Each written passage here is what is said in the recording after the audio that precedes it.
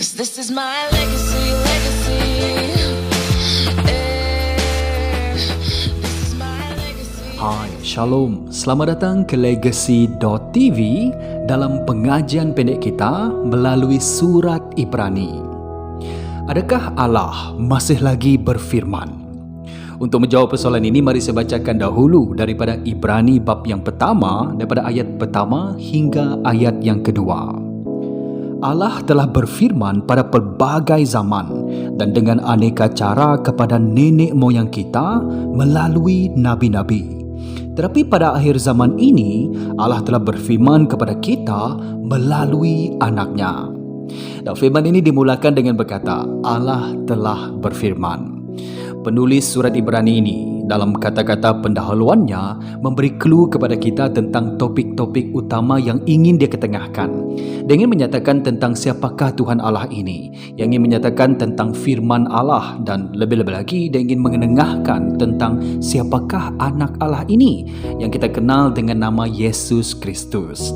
Ternyata dalam Ibrani bab yang pertama ini kita akan melihat tentang bagaimana kebesaran Yesus Kristus atas segala-galanya itu dinyatakan. Dalam bahasa Inggeris digunakan ayat better. Jesus is better. Dan itu yang kita akan pelajari dalam Ibrani bab yang pertama. Tapi mari kita kembali balik kepada ayat yang pertama. Dikatakan Allah telah berfirman.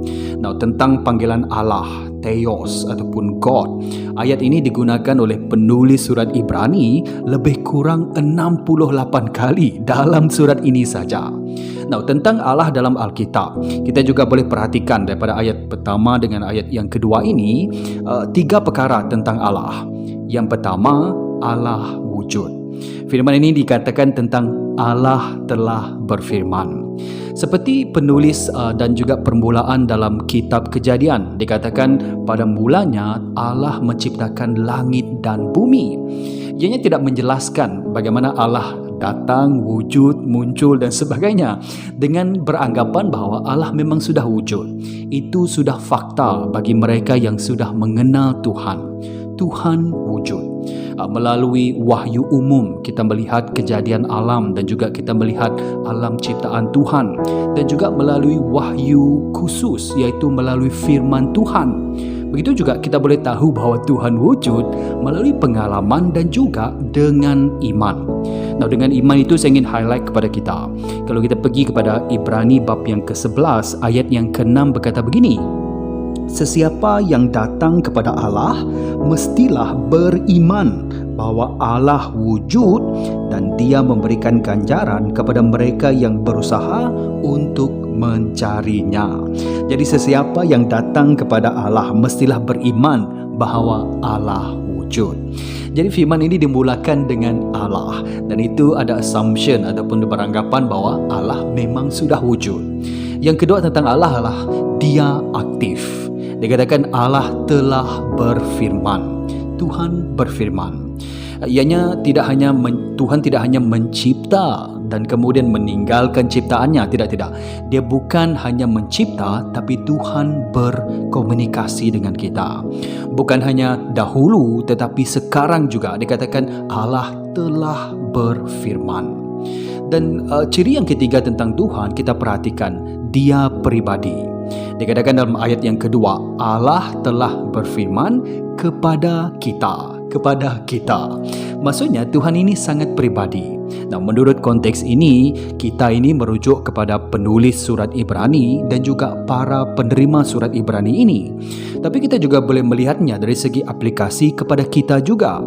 Contohnya, kalau kita baca dalam Ibrani bab yang keempat ayat ke-12, dikatakan jika katakan firman Allah ini hidup, dan jika firman Allah ini hidup, maka firman ini juga kepada kita sekarang, kepada kamu dan saya.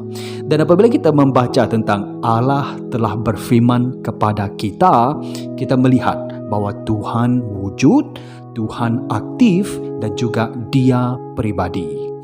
Mari kita lihat apa yang dilakukan oleh Tuhan Allah ini.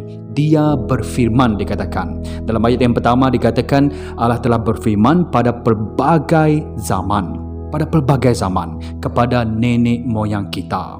Nah, nenek moyang kita ini merujuk kepada umat Allah dalam perjanjian lama dan dikatakan pada pelbagai zaman. Daripada zaman Kejadian, zaman kitab Kejadian sampailah kitab Malaki, sejak permulaan ataupun penciptaan sampailah kelahiran bangsa Israel, daripada zaman hakim-hakim kepada zaman raja-raja, kemudian zaman para nabi dan pembuangan apabila mereka kembali semula ke tanah perjanjian, kemudian mereka berpecah semula. Tuhan berbicara ataupun berfirman kepada mereka pada pelbagai zaman. Dan yang kedua, kita melihat dikatakan pada pelbagai zaman dengan aneka cara kepada nenek moyang kita melalui nabi-nabi. Dengan aneka cara. Contohnya, kalau kita lihat Musa, Tuhan berbicara melalui belukar yang bernyala-nyala. Kepada Elia dengan suara yang lembut. Kepada Nabi Yesaya dengan penglihatan ataupun visi tentang bait suci. Tentang Amos diberikan penglihatan tentang bakul dengan buah-buahan. Dan banyak cara seperti visi saya katakan tadi, penglihatan, mimpi, suara, simbol, kejadian alam, urim dan tumim, api, asap, awan dan sebagainya. Tuhan berfirman dengan berbagai ataupun pelbagai ataupun aneka cara. Yang ketiga saya tambah juga, yaitu Tuhan berbicara di mana-mana sahaja. Kalau kita baca di dalam perjanjian lama, kita melihat Tuhan boleh berbicara di tanah Kanaan, di Mesir, di Asyur, di Babel dan sebagainya. Dan di sini kita melihat bahawa Tuhan itu wujud, dia aktif dan juga dia pribadi. Tapi kita melihat daripada ayat yang kedua, tetapi pada akhir zaman ini Allah telah berfirman kepada kita melalui anaknya. Dikatakan tetapi, bermaksud ada perubahan dan juga ada sambungan pada ketika itu. Dan pada akhir zaman, ianya merujuk kepada kedatangan Yesus Mesias ataupun Yesus Kristus.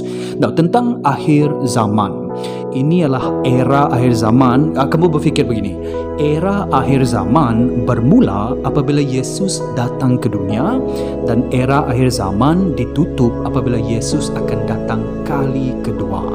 Jadi dengan kedatangan Yesus kali pertama, era ataupun jangka masa untuk akhir zaman itu sedang ataupun sudah bermula. Hanya ketika Yesus datang kali kedua nanti, barulah akhir zaman itu ditutup ataupun diakhiri.